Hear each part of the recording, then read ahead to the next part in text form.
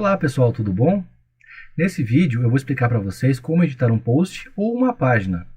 Mas antes de começar o vídeo, eu gostaria de pedir para vocês curtirem e se inscreverem no canal, tá bom? Então vamos lá, ó, essa é a tela inicial do painel. A gente pode vir aqui ó, em todos os posts ou em todas as páginas para editar.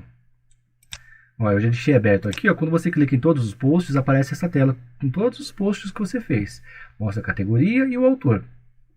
No de página é a mesma coisa, mostra as páginas e o autor. Aqui não tem categoria, né? Então não vai aparecer.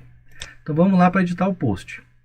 Aqui na tela do post vai ter o título dele, você pode alterar o título do post. E sempre quando você fizer isso, eu recomendo que você mude a URL amigável, que é aqui embaixo. Então você vai clicar em editar, apaga e dá OK.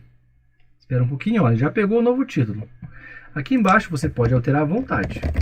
Colocar imagens. Vamos adicionar umas imagens aqui, ó. Várias imagens, ó. Eu apertei o Shift e pude colocar várias imagens ao mesmo tempo. Tá, ó, todas as imagens aqui. Ah, eu quero colocar um PDF. Como que eu faço para pôr um PDF? Mesma coisa. Você vai enviar ele aqui, ó, através de arquivos.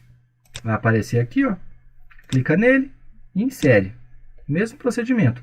Só que caso você queira enviar o PDF de uma maneira mais bonita, mais bacana, mais para frente eu vou mostrar para vocês um plugin que deixa ele como Flipboard. É muito legal. Ó, se eu quiser alterar a categoria, mesma coisa, ó, nova categoria. Nova categoria aqui, ó. Coloco aqui e ele vai alterar. Essa imagem destacada também eu posso alterar. Ó, só selecionar outra imagem e definir a nova imagem, ó. Prontinho. A página é o mesmo processo, é a mesma coisa. Não tem nenhum mistério, tá? Se vocês tiverem alguma dúvida, qualquer pergunta, vocês podem deixar no comentário, tá bom? Tchau, tchau, pessoal.